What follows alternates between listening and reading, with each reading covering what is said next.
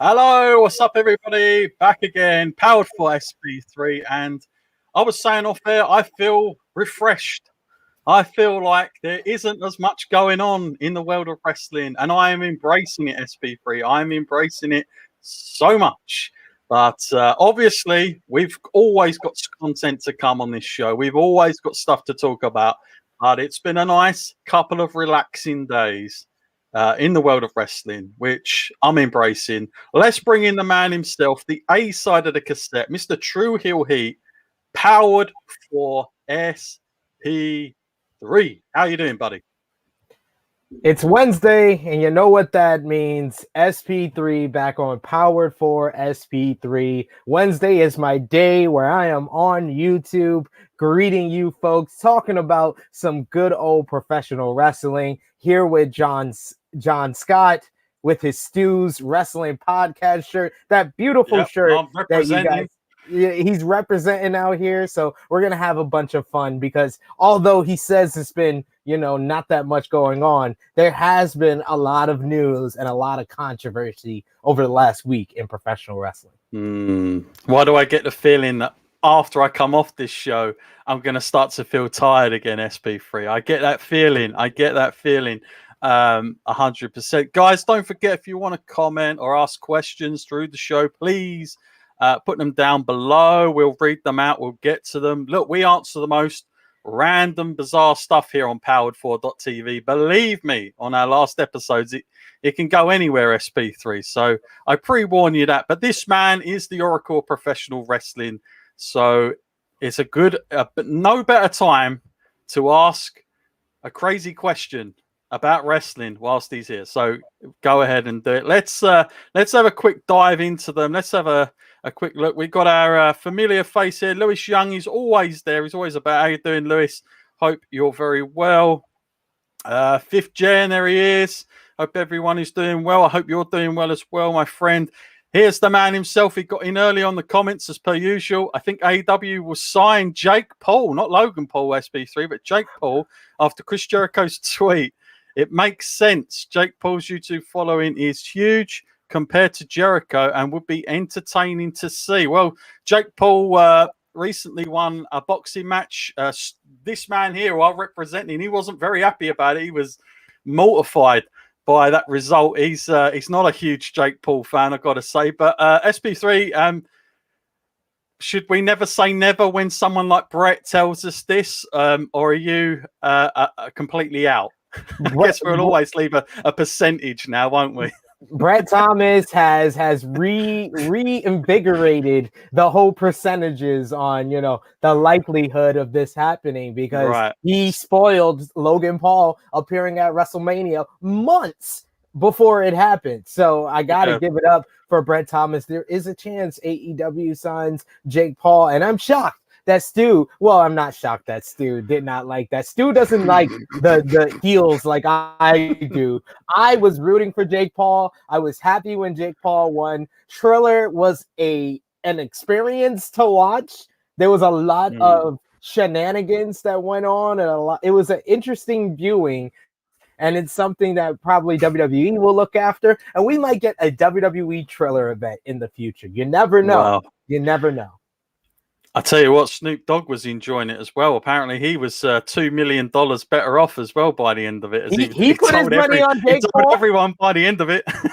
He put his money on Jake Paul. I put my money on Jake Paul, and we paid off. We are a part of the Jake Paul campaign. So, the Tru Heel Heat, living up to his name, he is a Jake Paul fan. I'm kind of with you. I know a little bit more about Jake Paul than I do Logan Paul, and I watched his interview following the match, and they reeled off a load of names that I knew, and I'm not a huge MMA fan, but he said, I don't even know those guys. Move, next question. Stop asking me stupid questions. And I thought, you know what? He's doing wrestling better than the wrestlers. He's got the idea, because you know what? People will pay to watch him get beat. And that's the old tactic. That is the old adage routine. That's the Ric Flair in him. So it's to go from boxing. It's the Floyd Money Mayweather, and we saw how good he transitioned into professional wrestling. So I can see it with Jake Paul. Absolutely, absolutely. And also, Mark Lloyd, who definitely likes to throw up a question and make a divide, has now done another one here. Who is your favourite co-host on Tru Heel Heat SP3? Also, how did you get into doing Tru Heel Heat? That's a good question, because I don't think we've ever spoke about that SP3. So, when in Rome, I know we're not in Rome. I mean, good old jolly England. But when in Rome, SP3, you from New York, how did the whole Tru Heel Heat start? Well, we were hearing a lot of fan-made podcasts in like 2017. We had went to WrestleMania 33.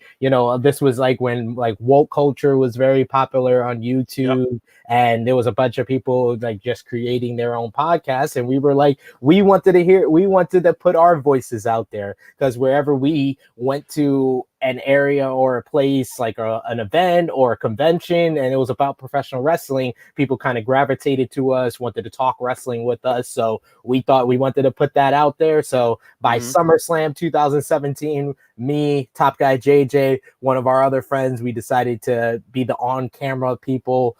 We had Baby Seth behind the camera. He became in front of the camera, and we did we built up. We had the idea, the plan in mind that our first 10 episodes would build up to me versus Baby Seth. And that's how we would transition the podcast from just going live on Facebook to actually becoming a YouTube channel. So we had our match at WrestleMania 34 weekend in New Orleans. We got an Airbnb. I apologize to the owners of the Airbnb because I ran into a wall and I broke it. That is the very first video that is up on history. That is up on the Tru Heel Heat YouTube channel, so you can always watch it. It's always out there for you to watch. SP3 versus Baby Seth. And then from there, it got bigger in podcasts. We got involved with different promotions, and that's how Tru Heel Heat was kind of born and how I got into doing it. To answer the question of my favorite co-host, if it's overall out of everyone on the Tru Heel Heat YouTube channel, I can't answer that, because I feel like everybody kind of gives you something new, gives you something unique. If you're just talking about the podcast Tru Heel Heat, that's easy. Miss Chrissy Love. I don't like Top Guy JJ. I love him. I love him, but I don't like him. So yes, it's Chrissy Love.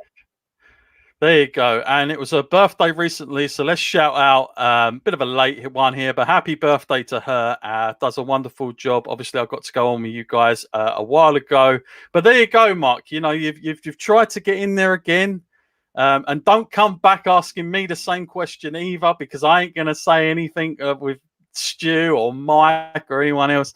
Like, I'm not even gonna go down that one. So yeah. Anyway, let's get on with this. Hang on a minute. What have we got here? We got Lewis quickly. SP3, would you come to the UK? Well, there you go, SP3. The doors are slightly opening more. I think the likelihood of, especially next year, SP3 in the UK, would that be a destination for you, my friend?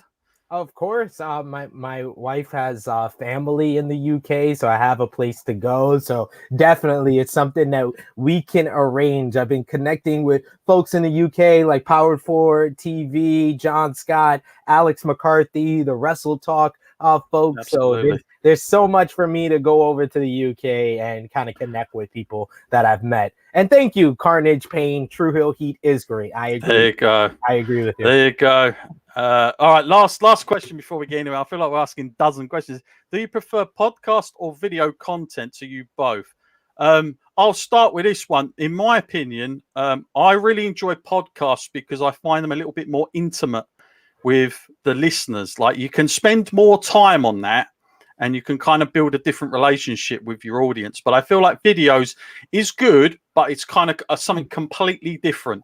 And I'll throw this out. Once upon a time, I tried to do a podcast / video, and I realized that you can always do a video and publish it as a podcast, but it didn't come out the same as just dedicating to one or the other, if that makes sense. That's been my experience with it. But I enjoy both, but they are still very different in the way I approach it. What about for you, SP3? Yeah, I think they have different approaches to them, because I do just a audio podcast called True Toxicity, where I talk about like men's lifestyle and being a father. I checked that out recently, my friend. I checked your last episode out. I was laughing my head off, man, at some of those stories. So go and check that out for everyone. That was funny, man. There's a lot of humor, a lot of humorous stories told on there, and it's different because, you know, although we do it like Skype, so I do see my co-hosts, you know, facial expressions while we do it. We just publish it as an audio, so you're just hearing our voices, and that's the only thing that you're going off of. So, you know, the different ways you tell a story, your different inflections, you have to worry about that type of stuff. With video content, you could see me, you could see how I'm expressing myself, you could see the delivery. You can see if, you know, if I got the face, if I'm making a sarcastic comment, those things come across more in video content. So I probably prefer the video content over podcasts. There you go. Well, I hope that's answered the questions. Thank you, everybody, for that part. A little bit of a different beginning, but let's get straight into the show. And let's first of all start with this then, SP3. WWE releases. Quite a few last week. I saw everything was blowing up. Most of the coverage I saw was titled Unfair and Unjust and all these kind of things. But I don't know. Sometimes I've seen this so many times that WWE do this. It is a business at the end of the day.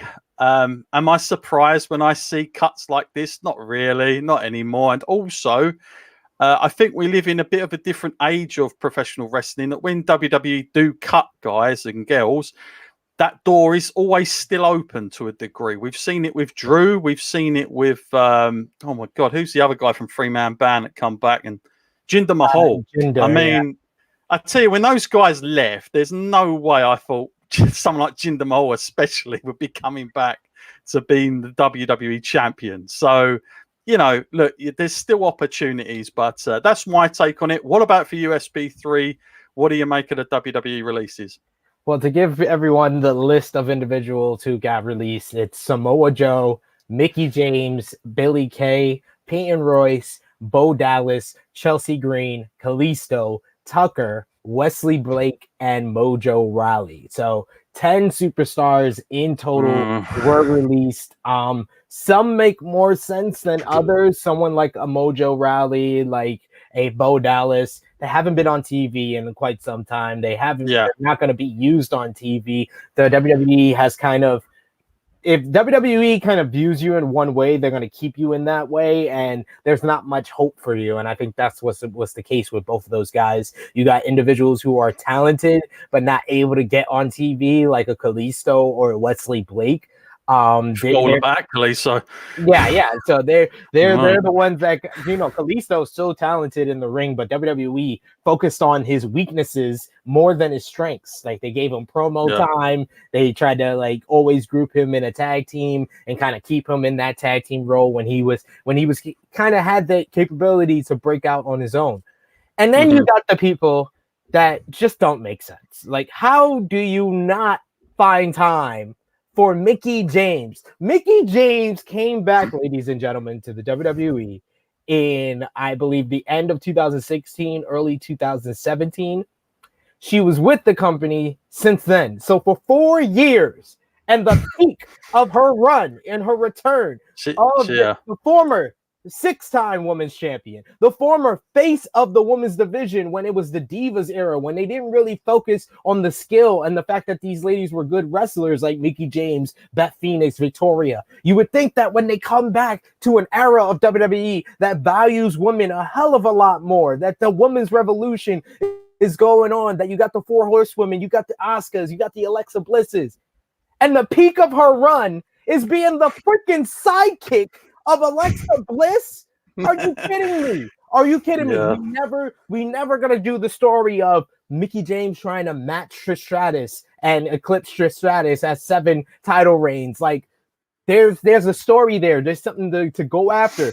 Feuds with people, like, you know, she got a match with Becky Lynch, but she could have feuded for a while and kind of sank her teeth into a feud with Becky Lynch. She could have went out there with Asuka besides the random match on Monday Night Raw. There's Chelsea Green. Chelsea Green She's one that just doesn't make sense. Like, you sign her to this big deal. You're trying to keep her away from AEW. You send her to NXT. She's got a good role in the Robert Stone brand. That was a good act going on.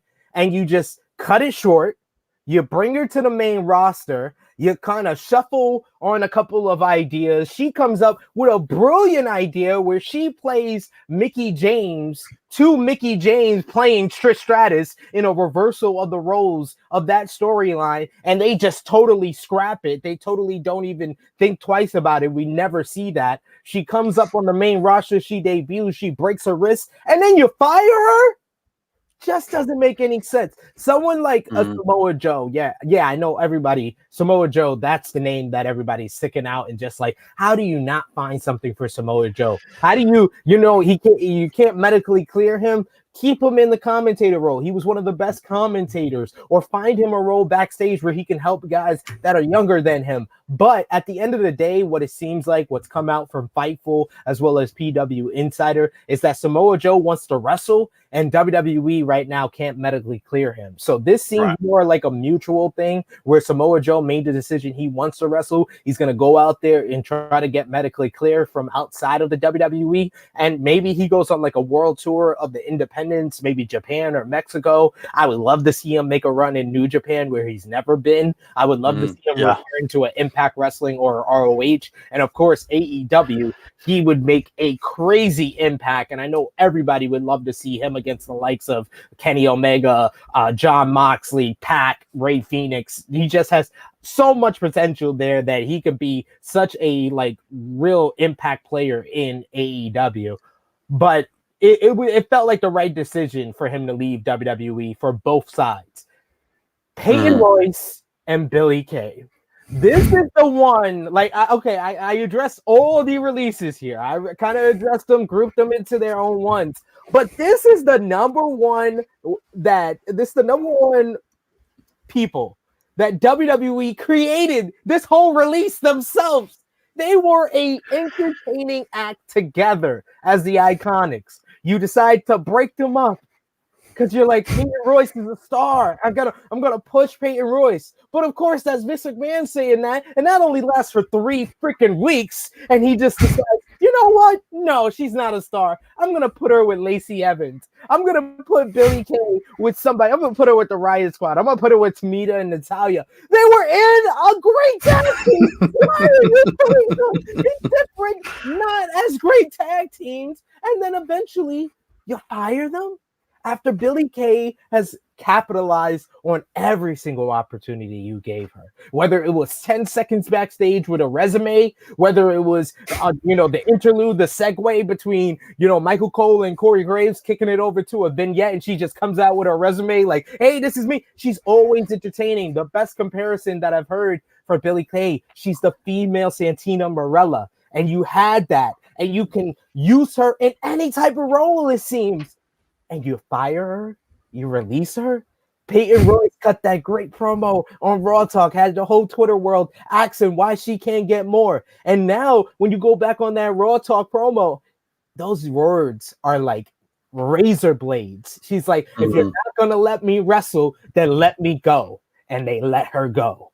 So this whole thing, and the fact, the last point I want to make, it comes 1 year to the date of the Black Wednesday releases, when they released 20 in-ring talent in the middle of a freaking pandemic. Man, WWE, they just don't look good when they do these match releases, it seems now. Yeah, I'm kind of the same with you. With everybody you've spoke about, I'm glad you mentioned about Joe being more mutual, because I've seen so many fans upset, and I'm like, come on, that ain't going to be the case. And I would love Joe, the same as you, to go to New Japan, just get his name even bigger than it is, and then AEW sign him straight after. But I don't want him to go straight there now. I want him to go on the indies a little bit, get his name built up, because he's for me, he's one of my absolute favorites, always has been. And he was in NXT for far too long, in my opinion. I think they should have had him up a lot sooner. They could have done more with him, but we say that about loads of people. And I do feel sometimes WWE stockpile talent that the inevitable always happens, and it's kind of what we see now.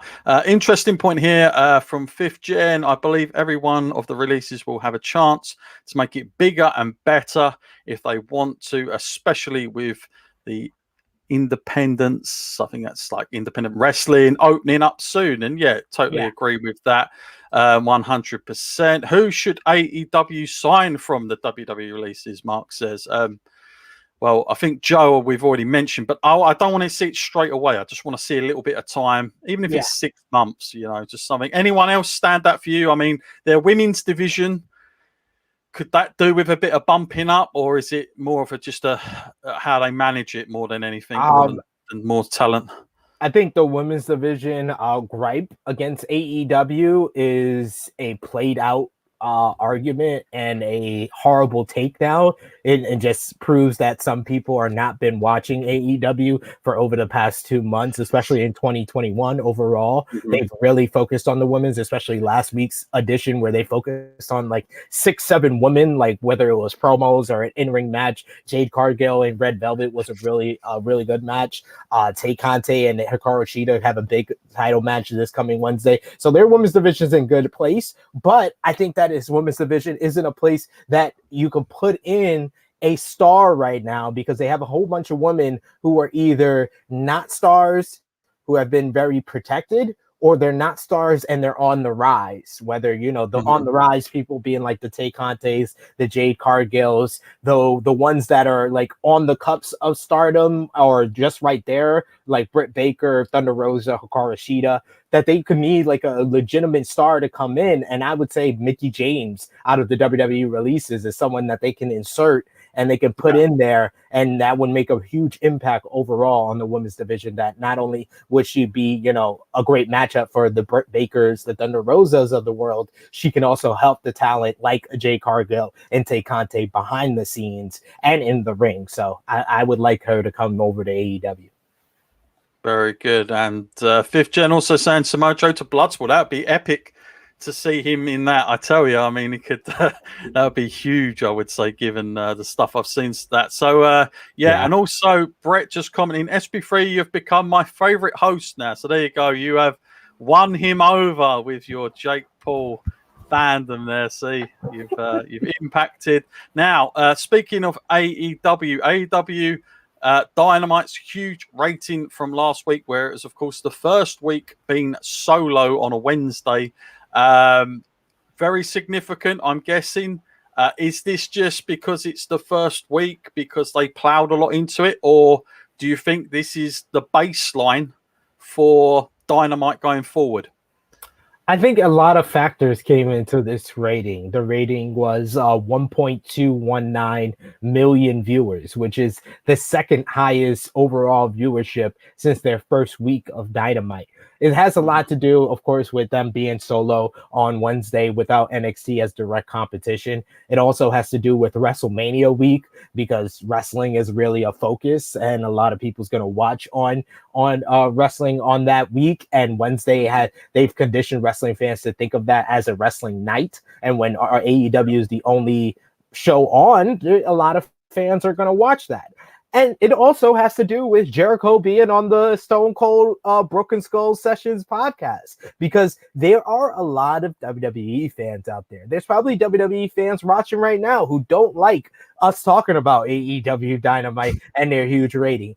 But they do watch the Peacock Network, they do watch WWE, and they got almost 2 hours of WWE telling folks it's okay to watch AEW. It's okay. Yeah. They're like, Chris Jericho, two of the biggest stars in WWE history, are putting it over and telling you that it's okay, that it's good for the business, that go over and try it out. That's another big percentage, or maybe a minor percentage of people that are going to go out and watch AEW. And what they saw was one of the greatest TV matches I've seen in 2021. one of the greatest AEW Dynamite matches of all time, that Young Bucks versus Pac and Rey Fenix, that had nonstop high-octane action, that had great storytelling, amazing character work by the Young Bucks. The people that say Young Bucks don't get storytelling, Young Bucks don't get psychology, Young Bucks don't get characters, watch that match and then try to tell me that. Because I'm going to say you sound like an idiot after watching that match, because they told a great story. They were great characters. The obnoxious way they wore $10,000 sneakers, like, and it's a plus 20-minute match. Shane O'Mac move. Oh my God. And it's a plus 20-minute match with Pac, who's one of the most overall versatile performers in professional wrestling, and Rey Fenix, who is the best high flyer that has come to this business since Rey Mysterio in 1996. Rey Fenix is that. And he's been a part of probably like 4 or 5 of the top 10 Dynamite matches of all time. And 2 of them have been in this year. So Rey Fenix being in there with the Young Bucks is always going to be great. They saw that match. They saw the main event with Darby Allin and Matt Hardy, which was crazy, which was fun. They saw Mike Tyson knock out Cash Wheeler. They saw Jericho and Dax Harwood. They saw the preview for Pinnacle and Inner Circle for, Blood and Guts. I think that this week will be more of a bar for them to set, because you're not outside of WrestleMania week. You don't have the direct people that are coming from the Chris Jericho podcast. It's going to be people that did watch last week, and we're going to see how many of them stick around and come back next week.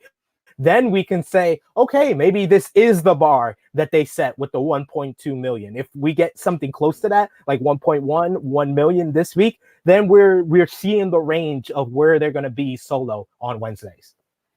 Yeah, it's a fascinating time, and it's something that I'll be very intrigued to see, in the coming months, all the way down to a year, because, you can't just get them all in one scoop. It doesn't matter how much you advertise or who the hell you put on there. Sometimes you got to keep building and building and building. That's the only way to really get the sustained audience coming back week to week. And I think if they do it slowly enough, I think they can manage it. A few interesting points, but they're doing it in a. He hates AEW. AEW sucks. See, I told you. Rambo. New Japan is my. I told you. I mean, I've got to be honest with you. I don't get why you have to be one or the other, because I watch all wrestling. I don't know. And there's bits I hate in both, and there's bits I like in both, and that probably goes across all wrestling. So it's very difficult to just say AEW no or WWE no. Do you know what I mean? Because if you're a wrestling fan, there's always something. I don't care what anybody says. So that's just my take. I know what fans are like, but god damn.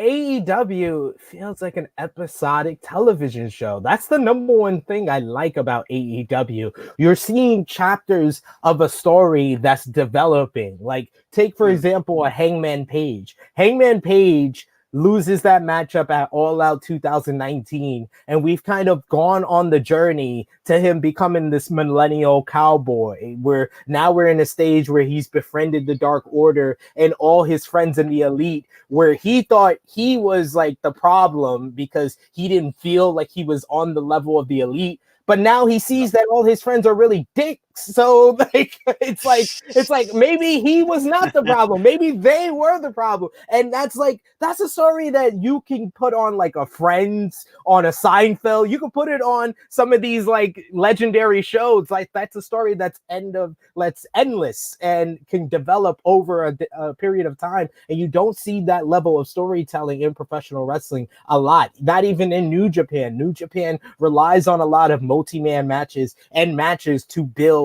stories. They don't rely on a lot of angles and promos like AEW gives us that really hit the mark. AEW has the best promos in professional wrestling, better than New Japan. They don't. New Japan is the upper echelon when it comes to professional wrestling in ring. When it comes to in-ring excellence, New Japan is number one. But they don't have the promos. They don't have the angles. They don't have really the characters of AEW, and that's where AEW is winning, because when it comes to that, they're right behind New Japan when it comes to in-ring excellence, and then they're hitting all the marks on all those other things. So yeah, they're right now in 2021, they're better than New Japan. They're better than a lot of other in-ring content. I think that a lot of people hate AEW. They hate the idea of AEW more than actually hating what we're seeing.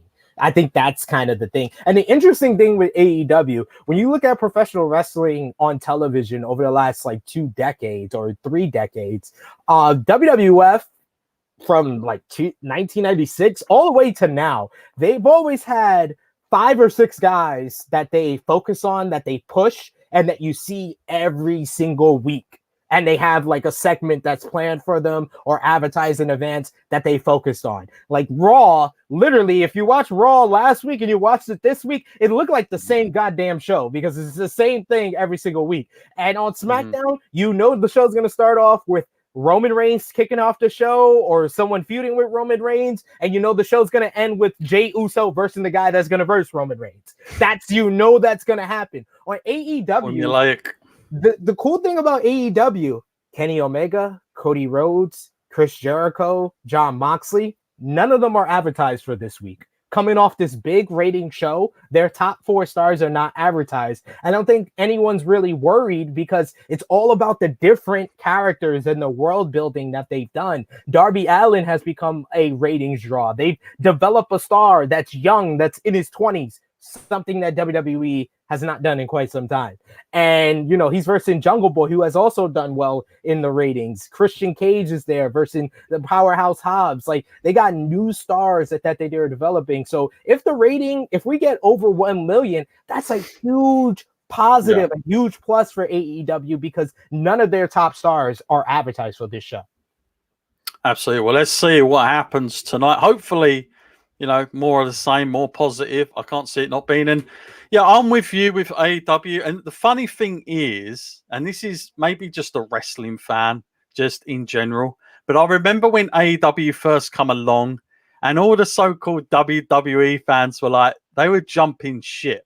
They were like, AEW is going to knock it out of the park. I hate WWE. They're going to give us what we want, you know. And then they go back and they go, and then they have to decide one or the other. But I always said this. I always felt AEW, the real hard thing for them was going to be when they do weekly television, because it's bloody hard to do. It's hard to keep that up. When you start doing weekly TV, it gets, I'm sure they went in with all the best intentions in the world, but there comes a point where it's like, oh my God, we've got to feel more. We've got to feel more. And I think that's probably why a lot of purist wrestling fans enjoy New Japan, is because they don't have that weekly show going on. Yeah. And it's very much centered around a card. So it's kind of like benefits them in a way, although obviously they're not making the revenue from a big TV company, which makes all the sense in the world, by the way. I think that's sometimes what comes up against these promotions that come along. I certainly saw it with Impact and TNA over the years. Man, it's hard. It is absolutely difficult to fill. But I'm kind of with you. I feel AEW has the best progressive storyline for characters. Like, their arcs are much better. And there's a nice crossover. So 100% with you. What about NXT's recap then from last night? Tell us a little bit about this SP3. Well, NXT was a solid show. It was main evented by Kyle O'Reilly versus Cameron Grimes. Cool. We started off the night with Kyle O'Reilly looking like Cool Kyle. He had his sunglasses. He had his nice little Bahamas hat and a jean jacket, looking like a Earth 2 Orange Cassidy. And then Cameron Grimes came out trying to buy and invest in Kyle O'Reilly, which set up our main event of the evening, which was a really strong way to close the show. Cameron Grimes, I think, is probably one of the most underrated guys in all of the WWE, just how good he is as a character on the mic. He's just hilarious whenever he's being his character and talking on the mic. He always makes me laugh. And in the ring, he's a workhorse. He's really a guy that always stands out out whenever he gets these opportunities, and he did that here. But a big win for Kyle O'Reilly. We got a little bit of a tease backstage before this match of Kyle O'Reilly having a stare down with Karrion Kross after he called out Karrion Kross in the opening promo. So that seems like it might be our first big NXT championship rivalry coming out of Karrion Kross defeating Finn Balor back at TakeOver Stand and Deliver. So I'm very much interested in that. Kushida stood out once again. You give Kushida 10 minutes on NXT, he's gonna have a killer match. And he did the open challenge, and Oney Lorcan accepted. Oney Lorcan is another guy who's so underappreciated. He's a guy that I've said it before. He had Drew McIntyre. One of Drew McIntyre's best matches since Drew McIntyre returned to WWE was his very first match on NXT against Oney Lorcan. And Oney Lorcan delivered some of that hard-hitting action and just lethal chops that this guy has in this match against Kushida. I like that they are kind of transforming Kushida's looking more like Sakuraba every single day. He's got no shoes now, the taped up feet, and he got the win with the hoverboard lock in the end in a really, really fun matchup, in my opinion. And so yeah, it was plenty of great action. Saraya had her successful debut against Zoe Stark in another really good matchup. So bunch of good wrestling on this show. I think the only thing missing from NXT right now is a story. It's a story to sink your teeth into. The Indy Hartwell and Dexter Lumis stuff, I enjoyed it last week. I was accepting of it last week. This week, it just came off very goofy and very over the top. It took away from his matchup, Dexter Lumis matchup with LA Knight. It was all right for what it was, but it was more focused on Indy and Dexter staring at each other through glass and weird stuff and the way trying to get in their way. And then we had the backstage segment where Candice doesn't notice that Indy is staring at Dexter in a glass, and she talks trash to Ember Moon and Shotzi Blackheart. And then the two babyface jump Candice LeRae in a locker room. I'm like, how am I supposed to cheer for Ember and Shotzi? Like, I'm cheering for Candice. Like, they are two jerks who just jumped her for talking. Like, how are this your baby faces? Sometimes NXT really struggles with baby faces, in my opinion. But we did get a good setup also for Kushida and MSK versus Legado del Fantasma next week, which should be a bunch of fun. And we heard from Raquel Gonzalez, bunch of pretty cool promos throughout the night. So NXT was all right for what it was. Absolutely. Couple of comments just coming in there. Checking off our fifth gen. He's always there. Quick one from Rambo. Why does MJF get away with being his character and others don't end up being careful with the media? I think, well, not careful, I think is what he means. SP3, any... I mean, yeah, MJF is 1 in a million, isn't he, really? That's the thing. That's the thing that makes him unique. He's a throwback. Yeah. Like, this is what wrestlers did for years. They never broke character in interviews and traveled separately. Everything, yeah. I mean, he's as close to it. I've seen some videos that are very close to the mark, and even in this day and age, he doesn't seem to care, and fans embrace it. I mean, they really do, and you do have to have a level of commitment. I know people will think, oh, you know, he must be having fun. I guarantee you sometimes it's hard because even for him, but he's doing such a great job. But there aren't many that I don't think WWE guys could get away with it.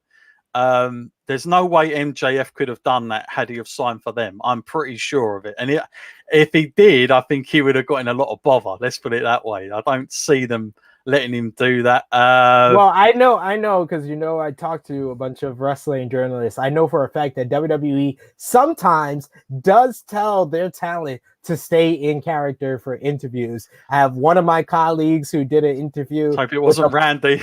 No, with Apollo Crews, and Apollo Crews was in full Nigerian accent during WrestleMania week. So WWE does have their. They need to do it more. And stop letting them do the Instagram photos after a match. God damn it. That annoys the hell out of me. Carnage Payne. Why do all wrestlers nowadays look 12 now in this generation? Back in the day, there was one kid. The 1, 2, 3. Oh, okay. The 1, 2, 3 kid. Pack with Sean Waterman. I don't know. Where's the men? Brody or Harley, Stan, etc. Well, I mean, I don't know. Do you know what? It come up actually when I was talking to Georgia Smith off air about this, and we discussed this. And I don't think it's to do with age or anything like that. I just think there's a different, because I thought maybe it's me. As I get older, maybe I start to see wrestlers, the perception. But I've asked this question a lot to non-wrestling fans. And I think it's a common thing. I'm not really sure what we mean by men, but I get what he's saying to a degree. Yeah. I would say Brock Lesnar, Walter, maybe. There's a couple. Tommaso Ciampa, Timothy. But it's the other way round. It is really the other way round. There are more guys that you see maybe not looking that way. But I don't know if that's a bad thing or a good thing, really. I mean, well, I think it's more of where wrestling is at now, where right. They want people to look young. They want you to look younger than strong and what you are. Yeah, look strong and all that good stuff. So but there are guys that look it even on any different company, like in AEW. There's a Pac and Chris Jericho. Roman looks like a man. Definitely. Yeah, Chris Roman now, and Paul Heyman has even said it in interviews that Roman couldn't play this character back when he was younger because he looked too young. Now he's got kind of the facial expression of a person that has been through a lot in his life, so he could play the tribal chief, play the head of the table character now. And like I said, in all the companies, Pac definitely, even though he's a shorter guy, he definitely looks like a man. There's nothing about him that doesn't say he looks like he's 12 years old. Chris Jericho looks every bit of his age for sure. So whatever company, Ric Flair's looked like that forever. Exactly. And but Jericho for a while he did look younger than what he was, but now he kind of, I suppose. I mean, when I think about it, go back and watch Steve Austin, a stunning Steve Austin. Yeah. And for those people that maybe don't know, I mean, you might be shocked. There's no way he could have got away with playing Stone Cold Steve Austin looking like that. Even in his documentary, the A&E biography, he talked about how he had to develop the Stone Cold look. Like he had the long hair, then he didn't have the long hair, he had the buzz cut, and then eventually he just had to shave it all to have the bald head to kind of complete the look. Absolutely. Fifth Gen just saying, just like Ted DiBiase getting to fly first class. Yes, I mean, that was brilliant. And you're absolutely right. They really, back then, they took all the characters so serious that Vince, I think it was told the story on Something to Wrestle With, and Bruce Pritchard was talking about it. And he said Vince would give him a credit card because he never, ever wanted Ted DiBiase to go in a restaurant and not be able to pay a meal. So it would get paid back in an expense, and they would fly him around like that. I mean, that's what I miss about professional wrestling. That is absolutely fantastic. What a character to be given. I mean, you get some real crappy characters like Tugboat and all the rest of it. But when you're sort of, okay, you can be this guy that jets around, lives this amazing lifestyle. I mean, mate, you got to be happy. Ted DiBiase must have thought, the lottery's come early here. So fantastic one. Moving on, while you're talking about A&E SP3, I had a few people ask me about the programs. I know there was the one for the hunt for missing staff materials, merch. I'm not sure what they were doing.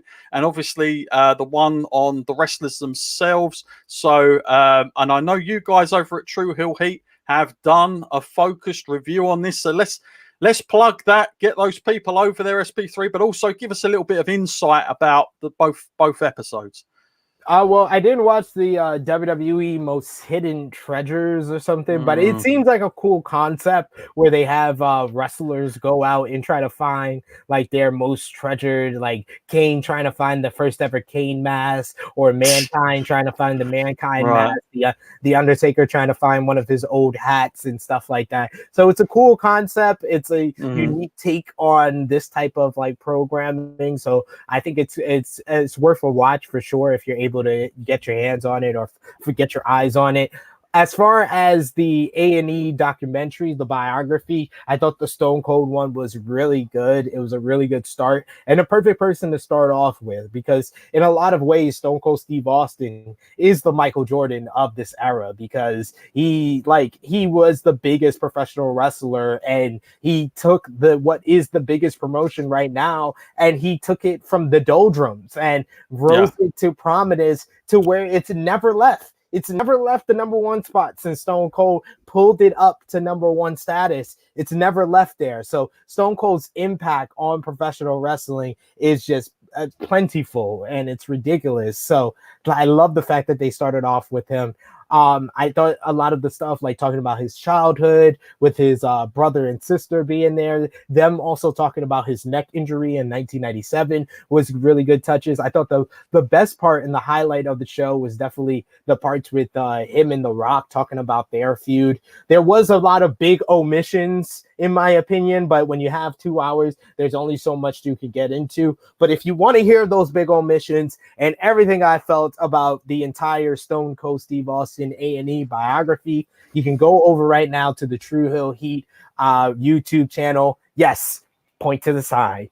Me and Romeo, we reviewed it. We broke it down segment by segment. So we really went in depth on the entire biography. We talked about our biggest omissions. We talked about how we ranked it on a score of out of 10. So you can get a full review of that program if you're not able to watch it by going over to the Tru Heel Heat YouTube channel. Or if you have watched it and you want to hear a review about it and leave your thoughts in the comment section, go over and watch it. Already 350 views in less than 24 hours. So go over there, help us push it up even more. Push it up to that 500 view status. So go over there and support. There you go, guys. Definitely worth going out your way to go and check out Tru Heel Heat. Myself and SP3 will be back. We'll be taking some more comments and talking about more stuff straight after this.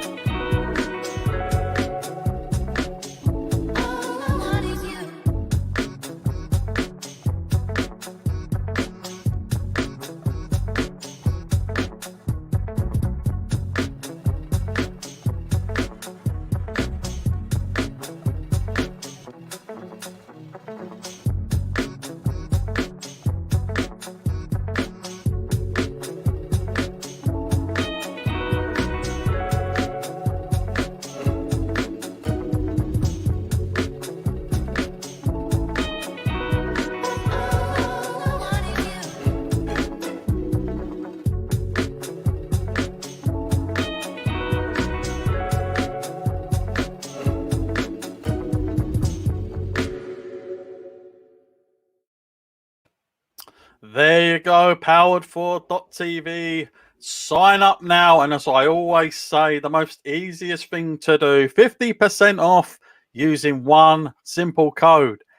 Look at the man next to me, SP3. That's all you got to think of. Get over there, hit it in the promotional code, and you will see the likes of Tru Heel Heat, Stu's Wrestling Podcast that I'm wearing here, Mike Angus emceeing at 2 different events, and he's all over the place anyway, as we all know, and much more. 25 wrestling promotions, all there now with their archives. Go and check it out. 50% off when you sign up using the code SP3. There you go. So now, next, what about this then? Oh, hang on a minute. Why has that come up there? I did not want that to happen. SP3. It's taken me right out that as. Let's change that. Here we go. Impact Rebellion preview. Now, I've been checking this out, so I'm quite interested in this. Tell us more, SP3. Well, Impact Rebellion is this coming Sunday. It is Impact Wrestling's next big pay-per-view, headlined by probably one of the biggest main events in Impact Wrestling history, as the Impact World Heavyweight Champion, Rich Swann, the Unified Champion, will defend his title against the AEW World Heavyweight Champion, Kenny Omega. Title versus title, winner takes all, with Mauro Ranallo on commentary, but this match has been building ever since December when Kenny Omega first came over to Impact Wrestling, said that he wanted to be a belt collector and take the Impact World Championship. He defeated Rich Swann in a 6-man tag team match, pinning the champion at Hard to Kill in January, which brings us to this big match here. Rich Swann since then has defeated Moose to get the TNA heavyweight champion, making him the unified Impact World Champion. So he has 2 titles. Kenny Omega wants to add 2 more to his collection with the AEW World Championship, as well as the AAA Mega Championship. And it's just been building up very well. Kenny Omega and Don Callis talking trash and getting in the head of Rich Swann, telling him that he can't kick out of the one-wing angel. And it's really been the story about Rich Swann trying to find ways to get out of it. They had a 6-man tag team matchup 2 weeks ago where Rich Swann was able to escape the one-wing angel and looked like he was going to pin Kenny Omega, but Don Callis pulled the referee out of the ring. Rich Swann went on to win that 6-man tag team matchup. So I just feel like Impact has done just such a great job of building this, making this feel like an historic matchup, which it is, because it really can change professional wrestling. Because one of these guys, we've gotten a guarantee from both Scott D'Amore, the VP of Impact Wrestling, as well as the president of AEW, Tony Khan, that there will be a winner, that there's going to be an AEW referee at ringside. Tony Khan says they've never had a non-finish in AEW. There won't be a non-finish here. So one man will walk out as the champion of both AEW and Impact Wrestling. Doesn't get any bigger than this, folks, but it's quite a card from top to bottom besides that one match. But I want to hear your thoughts, John, what you think about Swann and Omega and who you think's going to win. Well, the thing is, I suppose now anything is on the table, because I know before people were thinking, this is just going to be a couple of weeks. It's not going to be anything more than a little bit of promotion. But they have gone to bat with this. I mean, they are engrossed with what they're doing. It wouldn't surprise me if Kenny wins and they take it on from there. And I mean, it's I don't know where else they go with it. I mean, I suppose they could do it the other way and have Omega chase as well. I mean, that's the beauty of this, I think. I don't think there's any clear-cut winner. I think if you'd have asked me a month or 2 months ago, I would have said Kenny all day long. But you never know now. The way they're working together, and I think that's what's made this partnership all the more better in my eyes. So, but what I do want to ask SP3, obviously with the pay-per-view, do you think that there's any sort of like, we'll give you a slice, or do you think it's like, no, we're going to help Impact, they can kind of reap the rewards here? Well, I think Dave Meltzer of Wrestling Observer has reported Uncle Dave. Yes, he has reported that when, guys like from Impact Wrestling, like Good Brothers, come over to AEW, they're paid by AEW for that appearance. Right. So I would think for Kenny appearing on the Impact Wrestling pay-per-view, he's going to get paid from Impact Wrestling for his appearance. And he should get paid a healthy amount, because if they do any type of number, Kenny Omega is the biggest name on the card, so he should get credit for that. And I just think that it just makes sense for Kenny Omega to win this title. Like, you don't have that promo talking about being the belt collector and then have this major first big match where you're able to collect belts and then you lose. Like, it just doesn't make a whole lot of sense. And there's so much for them to explore with Kenny being the champion of Impact Wrestling and people from Impact chasing him, and him, becoming this kind of like this Brock Lesnar figure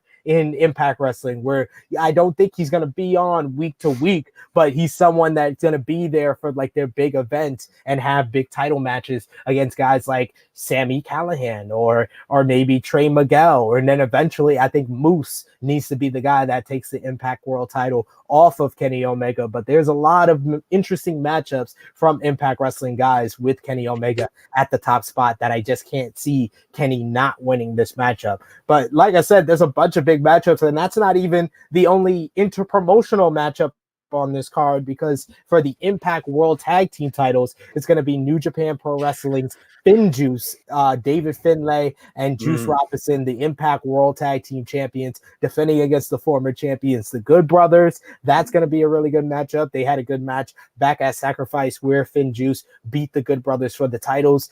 Juice has been in Japan ever since then, and Good Brothers have had like a crisis of confidence ever since then. They've been coming up short in matches. They lost that 6-man with Kenny against Rich Swann, Eddie Edwards, and Willie Mack. They've been feuding with Decay over the last couple of weeks, trying to get their momentum back. They versed Decay on the Go Home show before Rebellion, so it should be interesting. I'm thinking that the Good Brothers take the titles back, but it could go either way depending on the relationship between New Japan and Impact Wrestling and who else will come over from New Japan to Impact. And then also you got X Division title, TJP versus Josh Alexander versus Ace Austin, who is the champion, in a 3-way matchup. That's going to be great, especially over the last couple of weeks. Josh Alexander and TJP been tearing it up. TJP and Ace Austin have had good matches, so I think this 3-way is going to be a lot of fun. The Knockouts tag team titles are going to be on the line. It's going to be Fire and Flavor versus Jordan Grace and a mystery partner. After Jordan Grace and Jazz beat Fire and Flavor this past week, you're going to have Deanna Purrazzo versus Tennille Dashwood for the Knockouts title. So there is so much for to enjoy.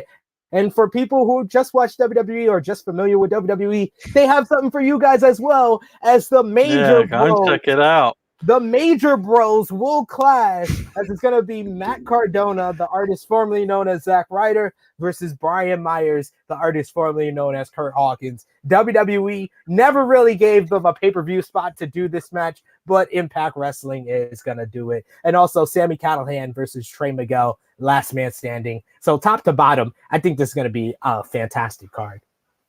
Yeah, it's great to see Ranello on it as well. And, you know, WWE, I don't know what they were doing. They were idiots. I was going to ask you, SP3, just quickly. They got a new guy who's been getting a lot of flack, but I do feel sorry for him because they've just sort of thrown him in the deep end, I feel. They haven't sort of done him like the main event spot for a couple of weeks. They've just thrown him in. And people, I know he comes from the sporting world. It's like Mike Adamle all over again here. But will he improve? I mean, why did WWE suddenly do that when they kind of just make a trio, or whatever they do these days, and then they go, no?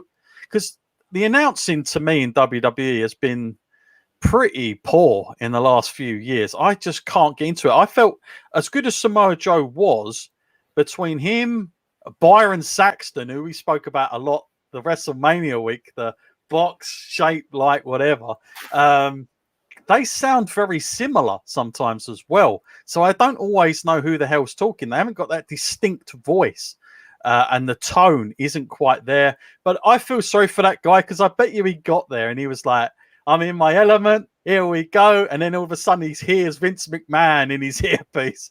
Say it better, boy. Don't call the moves, you idiot. What can you tell us about the poor guy? I mean, I forgot his name, so shame on me there already. Well, his name is Adnan Virk over on Monday Night Raw.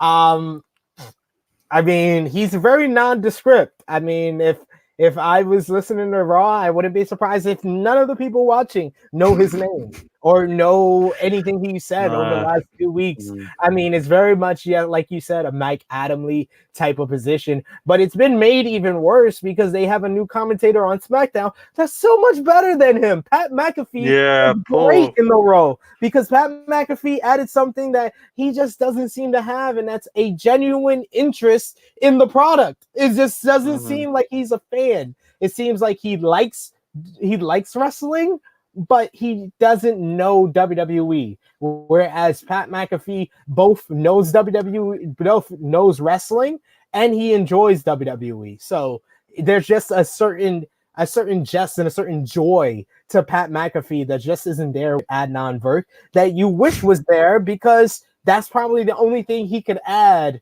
to a Byron Saxton and Corey Graves announce table. It's like he has two of the worst announcers. It's like a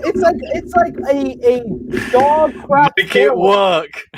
Oh my God. It's like a dog crap sandwich with two crappy buns, like Yeah. two old stale buns that are crossed. Like I said, Pat McAfee going to SmackDown was an automatic upgrade because he's not Corey Graves. Corey Graves, I'm sorry. I don't think enough What has people say happened this. to Corey Graves? I What has don't think happened to enough that guy? people say this. Corey Graves may be the most devolved. What's the opposite of improved? Like he has de-improved. I don't know. The increased Oh value. my God. Like I've never heard someone who was so great when they started become this trash. He's become a freaking robot. He's a robot who just says cliches or whatever Vince McMahon says to him through his headpiece. It's ridiculous. Yes, I totally agree. Corey was one of my absolute favorites, and my dream for so many years was to have Corey and Mauro Ranallo together. But Corey now drives me absolutely mad. I can't stand the guy. I cannot stand him. It's ever since he was given social media, and I start reading his stuff, and I think, man, you don't know what you're talking about. But when he was on NXT, I thought he was brilliant, a real breath of fresh air. Completely different take on it, but now he's just fallen into that same category as everybody else. One final thing before we finish our show, SP3. Are you a Michael Cole guy? No. I'm not a Michael Cole guy, but I do acknowledge that he has improved. I feel sorry for Michael Cole. And I would say for anybody that doesn't enjoy Michael Cole, because he is terrible on those weekly shows, it's got to be said. But check him out on NXT UK, the tournament, the second one they did, the United Kingdom tournament, where there was nobody in his earpiece, and he looked like he was having the best time of his life because he could call moves, and he was even saying some of the Japanese names for him. It was incredible.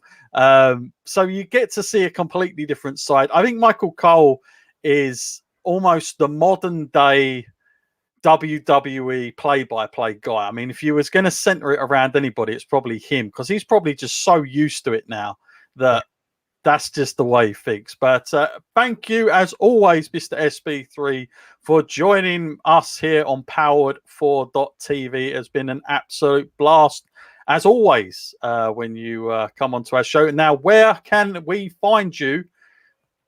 Because I'm sure this is going to be, well, I know this is a busy day for you, but for the rest of the week as well, where can we find Mr. SP3? You can find me over on the Wrestling Daily YouTube channel with Alex McCarthy at 3 p.m. Eastern Time, 8 p.m. BST. We're going to be talking about all the latest wrestling news. We'll talk more about WWE, NXT, and of course, we got your Ultra Chats to get into. So drop us an Ultra Chat and we'll talk about whatever you want to talk about on the show. Of course, there's going to be a debate as well. And you can find me over on the Sports Keto Wrestling YouTube channel this Friday, immediately following SmackDown. We review SmackDown on Smack Talk with Rick Ucchino, as well as wrestling legend Dutch Mantel. And this coming Saturday, we go live with Tru Heel Heat 122 on the Tru Heel Heat YouTube channel. Myself, Miss Chrissy Love, and Top Guy JJ. We're going to preview Impact Rebellion, give you our predictions, and of course, talk about the latest in wrestling news. So busy week for me on YouTube with you guys, but you guys can all check it out. And of course, I'll be back here next Wednesday with my good brother, John Scott, with another edition of Powered 4 SP3. Look at this comment, SP3. Look at this comment. This guy is trying to stir it up again. After if SP3 does, you know what I'll do, Mark? Don't worry. I'll get there at the airport. I'll cut in the middle, and I'll cut them off, and I'll grab him. I'll grab him, and I'll get him back my way. Don't worry. He's really all over it. He's really just he wants conflict. He wants conflict. He's controversy. You know, makes cash. He's Eric Bischoff of the audience world. I feel he seems to be Mark Lloyd. You should be in professional wrestling. You're a good instigator for sure. And also for all of our people watching who might not be just wrestling fans, if you like your MCU, I do a review of Falcon and the Winter Soldier on the Jimmy Macaram YouTube channel. The finale is coming up this week. So this weekend, you'll see that video. We'll review and react to the finale of Falcon and Winter Soldier. Sounds very good. Yes, 5th Gen, you have a good rest of the day as well, my friend. And don't forget to check out SP3 later on Wrestling Daily. You'll see him there. He's going to be busy as always. Don't forget Powered4.tv. Check us out, our weekly shows. Check out Stu's Wrestling Podcast. Check out his MMA Big Fight Weekly. Had a lot of fun with that, talking about our man, Jake Paul. This time, we've had 2 weeks worth of the Pauls. We've had Logan Paul WrestleMania, and then Jake Paul the week after. Who knows? Maybe the 3rd week it'll be AEW when we come back. Maybe that'll be Impact Wrestling. Maybe that'll be your big talking point in that one. Thank you as always, SP3, and we'll see you back here next Wednesday. Peace, everybody. Have a good week. We are about the love of pro wrestling. We are the pre-match entrance and the post-match interview. We are the passion. We are the fun. We are Pete Dunne.